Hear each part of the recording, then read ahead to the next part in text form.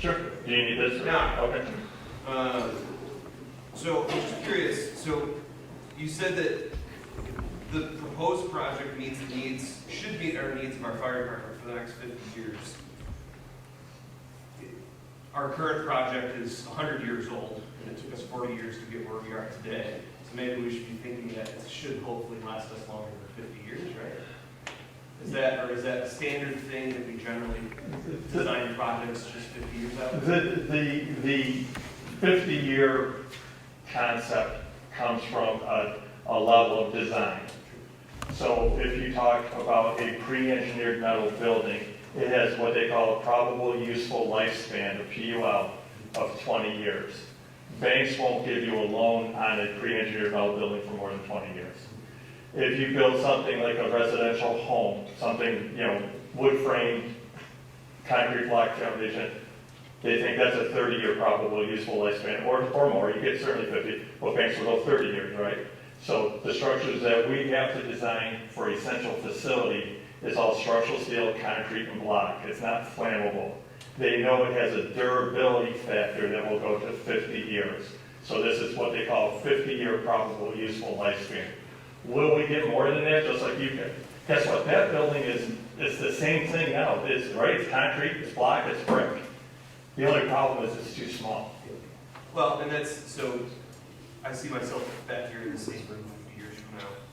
Well, hopefully So- hopefully your kids and not you, right? Yeah, exactly. So is it, and maybe that's a plug for saying, we're talking about, could we scrimp an inch and take out a mezzanine or remove a parking spot or do little things here to the project, but overall, if we want to really try to get a little bit more than 50 years out of the project, the equipment's not going to get smaller in the next 50 years.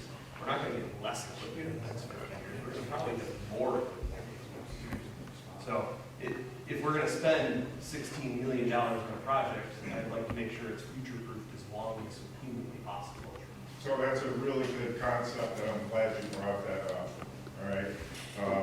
I do several national talks on fire station design, and one that I'm giving in May, we're going to be talking about exactly what you said. However, the things we're going to be looking at are robotics, technology, drones, electric apparatus, which is already out there in Europe and is now being sold in the US. And all these things are smaller, a little bit, different, clearly. But as people say, they're not going to get bigger, all right? They've reached the size they can reach because bridges are what bridges are. You gotta get under bridges. So apparatus is now reached the absolute maximum it can, all right? It took about 30 years to grow and get where it got. That's it. Now it's actually gonna probably shrink because of the nature of the apparatus. Is the proposed, obviously there's still a ton of design phase for interior design, but I assume that there is future proofing going into it to make sure that when there is new technology in 10 years, 20 years from now, we're not shooting ourselves in the foot now. Great question, and yes, absolutely.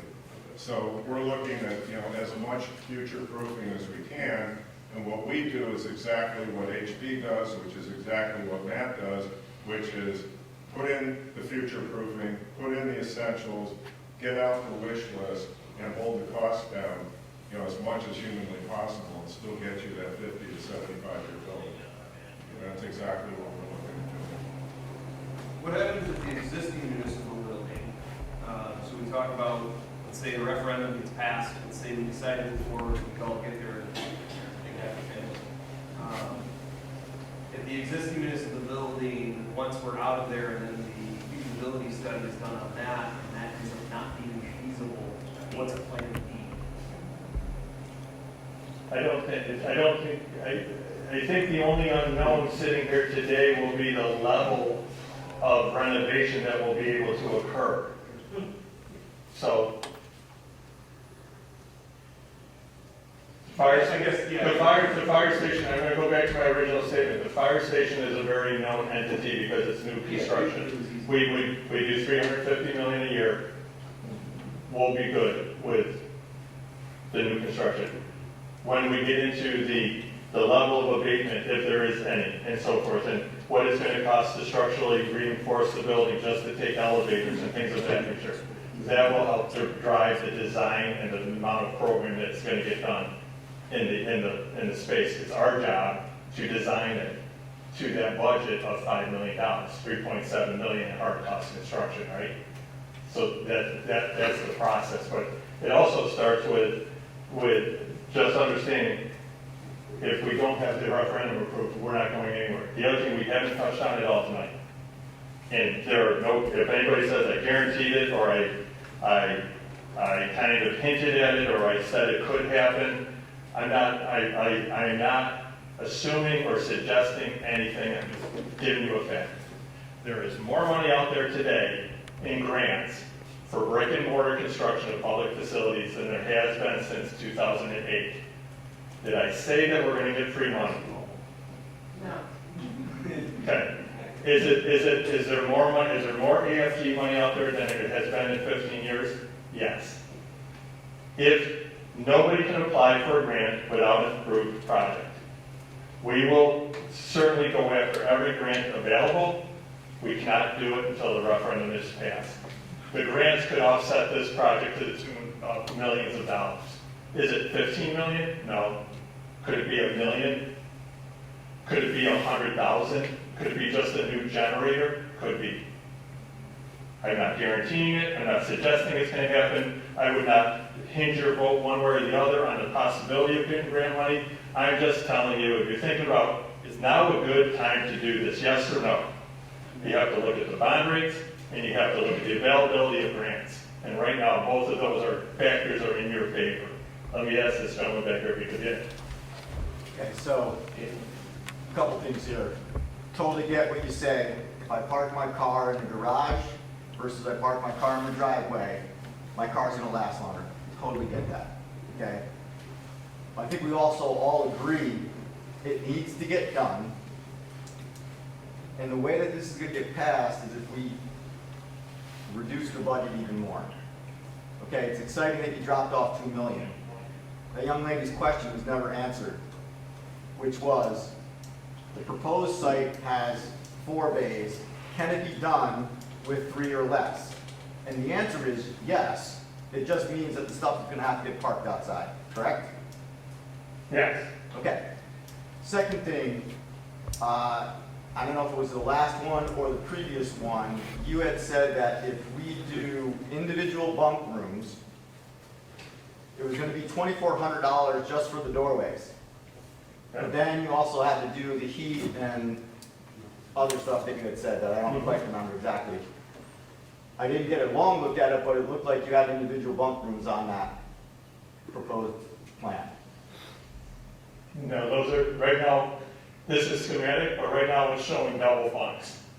So it'd be like your dorm room, Okay. two beds per room. But I think you also had mentioned, instead of doing something like that, just doing one giant bunk space. Absolutely. Okay, so my question is, why isn't that in the schematic now versus the more expensive version, because you got 4 of them, okay? And then also, there's, and again, I don't have it memorized, but there's meeting room and a conference room and something else. Can that all get shrunk? Because can't the meeting room and the conference room be used for the same thing? Before we go there, let me answer your question about bunks, all right? You can do anything with bunks. You can do gang bunks, singles, doubles, etc., all right? What you're balancing, though, always in that decision, is you're balancing firefighter and responder health and well-being versus a couple of dollars in cost. And I'm not going to minimize a couple of dollars in cost. But with the cancer rates being what they are, the individual bunks are going to be the healthiest way to prevent sleep deprivation, prevent any spread of cancers, disease, pandemic, et cetera, et cetera, et cetera, all right? We're finding nationally, in fact, internationally. Cancers? I'm sorry, I'll get to you in a minute. What we're finding is internationally. He said cancer, yes. Okay. Yes. So if somebody has cancer and they sleep in a room, you're gonna. No, that's not what I said. But what I am saying is, in terms of prevention and health and well-being, all right, the single bunks are generally the way to go. Oh, right? Is there some cost? 100% agree with Yes, that. of course there's some cost. I, All right? I. I'm not saying you're gonna catch Two brothers. cancer from being in a double bunk. However, from the pandemic, which is now a whole new design issue for us, yes, that could happen. That's a very real possibility. It's always a balancing act. As Sean said, we have a budget, all right? Everything's gotta fit the budget. I can't go over the budget, I can only go under it. So there's gonna be this balancing act of meeting rooms, offices, bunk rooms, bay space. It's all one giant balancing act. And we've gotta get as much in there as we can for their health and well-being, for future, expansion, if that's what it is, future technologies, all those get balanced in. So the building has not been designed, and if I'm not mistaken, I think we were gonna have some design forums, give the classes, and actually, bring this up so people can see what's going on. I just wanted to say that finishes the answer to your question. What happens if we get to that part of the referendum? Because the referendum is going out as a whole, as one big project. There's a limit on phase one, which is the 8.75 million as the first part of the project. That's easy to say, that's going to be right there, a little bit under, so be it. If they get to that point, and I think this finishes your answer, if they get to that point and they find the cost estimates are going to be much larger than that, we're not spending any of that money. We're not allowed to spend any of that money. Got it, okay, that's good. So for when we get to that point and it does end up being unfeasible, there's a. There'll have to be another $10 million referendum, change order on it. some sort of formal approval process to go over that. Okay. Just like that fire project, we're not allowed to go over that number. That's what the referendum is, that's what's approved, that's where it's at. Yeah, that's great. Hey, George, can you do like what you do normally and just vote to go over a referendum? And I'm not trying to say it to be smart, Brutally honest, yes, but that's not something that the village wants to do. but you could. Yes. And In order to spend more money than what is on the referendum, they will have to go back to public vote. Do they have to go back to public, or can the board just vote to go over the They referendum? have to go back to We have to public. go back to public vote. Okay. Another question just asked, the design, when he was bringing up all these suggestions and that person and this person, is there a design team that's going to be working with them? With them, not him. Is there a design team from our local, or is it just the board? The boards, we're not designing anything. So you're not giving any input to what, The village department heads are helping with the needs and wants, and they are responsible for limiting the needs and wants. So, if it passes, the design would be the head of each department, police, fire, village hall, all the employees that work and use the space every day would be part of those design charrettes. As Dennis talked about, we would come here on a Saturday and put a bunch of photos up and show people, this is what we're thinking the building's gonna look like. Do you have ideas that you would like to share? This is what we're doing on the inside, let us show you what we're doing. And the community process doesn't stop at the vote, okay? But we lean on it, to be honest, we don't lean on the village board or the mayor to help determine whether they're double bunks or single bunks. We rely on the people who are gonna be using the space every day. Yes? To go back to the gentleman's question regarding the meeting room, conference room, and I understand you're at the, getting to the next phase, right, the schematic, you're gonna take all of those things, right? But as you meet with the heads, just as you said, there's only a certain number of people who are actually going to be in the space.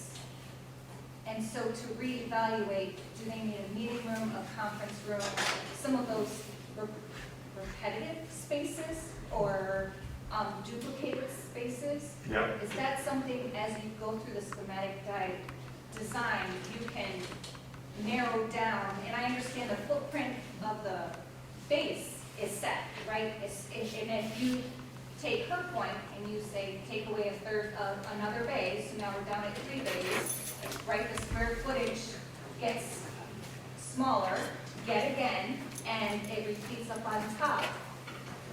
You can then start eliminating some of those maybe duplicated spaces of meeting room, Correct. conference room, workroom. Correct. Where a lot of those spaces, if you've got 4 guys at a time or 8 guys at a time, they only need really one room that's a multi-purpose room. for Right, all intents and that's all part of the process. You saw what the cost impact is of the design, right? It's a $500,000 effort. To be quite honest with you, there are a lot of design firms that have no problem at all encouraging a municipality or a fire district to do all of the design work up front so we can show the public exactly what you're getting. And they spend $500,000. And the public says, no, thank you. And that's $500,000 you just wasted. So we sit here looking stupid, I'm sure, tonight, because we have schematic designs, and I can't tell you if there's 2 people or 4 people in a bunk room. But I can tell you, they haven't spent even anywhere near $100,000 yet. They've spent 1/10 of the design money. We are trying to get to a approved referendum in the most cost-effective way we can. And that means working off schematic designs. That means putting up big pictures with large red boxes saying, you know, I don't know if the stairs is going to go left to right or right to left yet, but we are comfortable, based on our experience, that we can provide the program that we believe is the need, not the want, to the department in 14,000 square feet at a cost of X. We believe we can renovate the village hall to provide the program required for the police and village program for a cost of $5 million all in, including design and construction. That's good.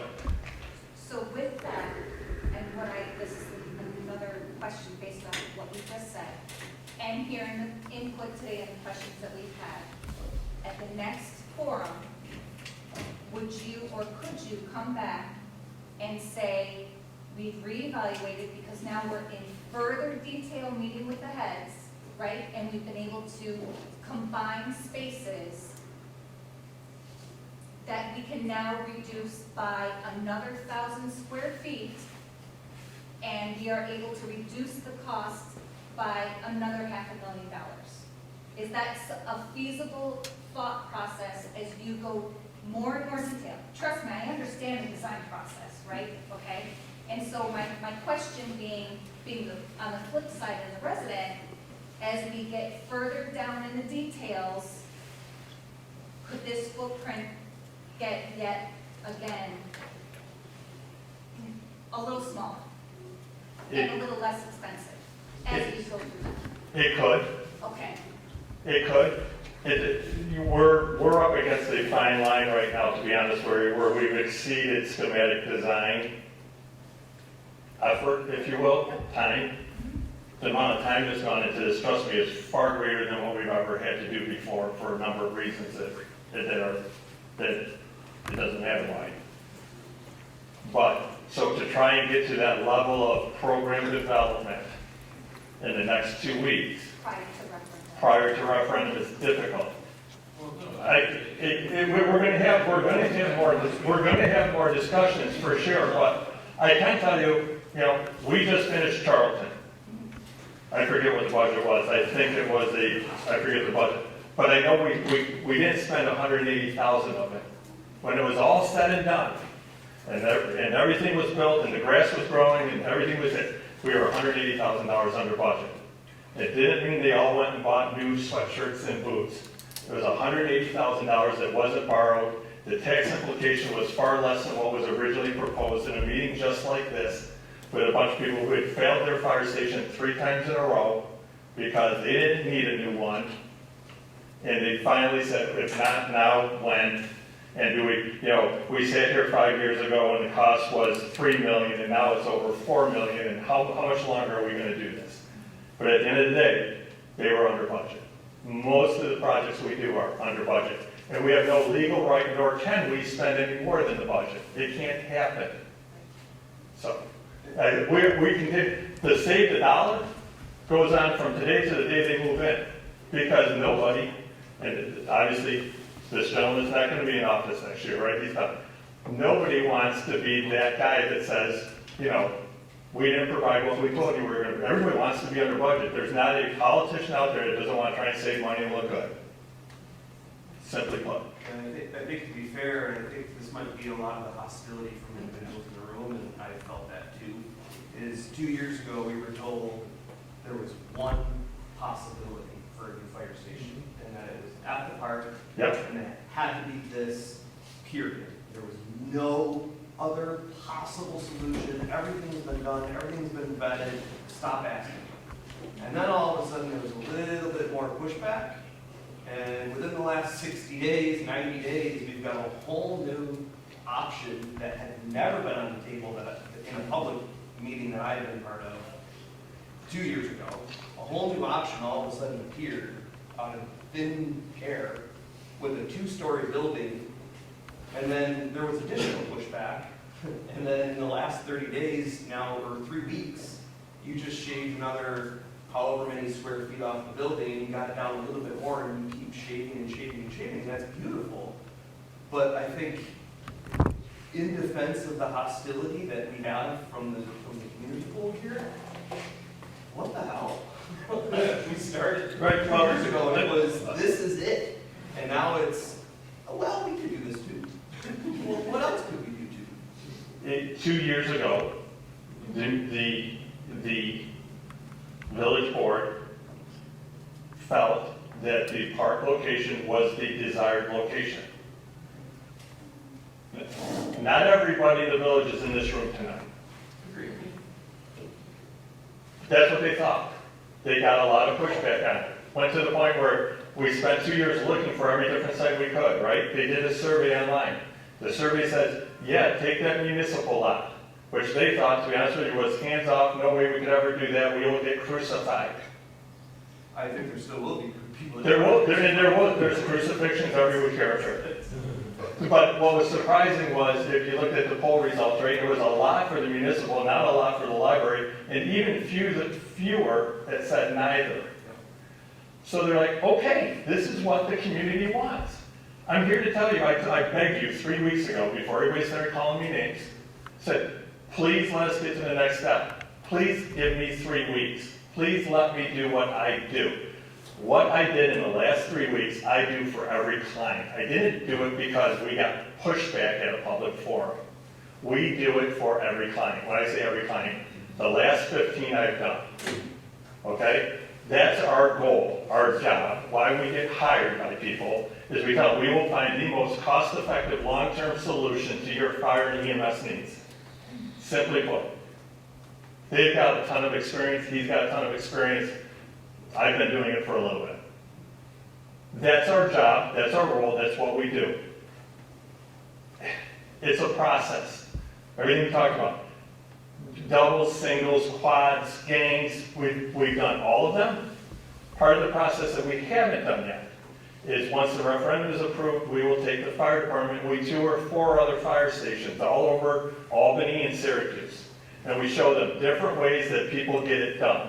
And we let them talk to the fire chiefs who say, if I had it to do again, I'd have more storage, or I'd have more training, or I'd have a separate conference room for this, or whatever it is. And that all goes into that program. So it's not Sean, it's not Dennis, it's not Matt sitting up here telling you guys, this is what your community needs. We have developed a process where we can take the end users and help them identify what they need in the most cost-effective way we know. And that's what we do. We are going to try from today until the referendum is held to get the best project we can on the table.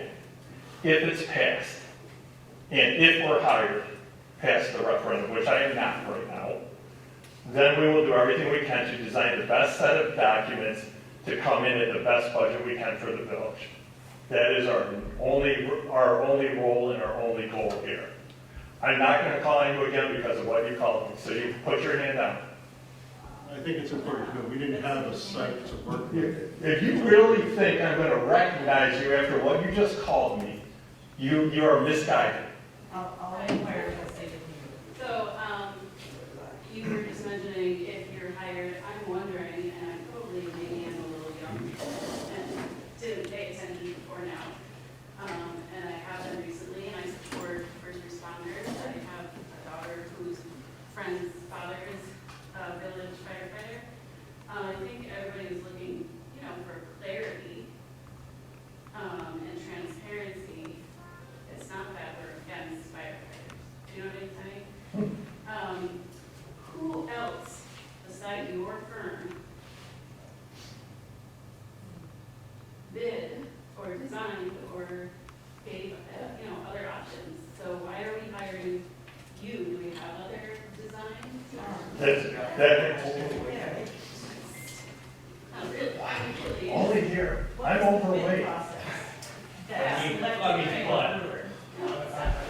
Just to be Hey, clear, I you just. guys should be ashamed of yourselves. Anyway, to answer your question, no, we probably won't talk. No, we won't. Trust me, we won't.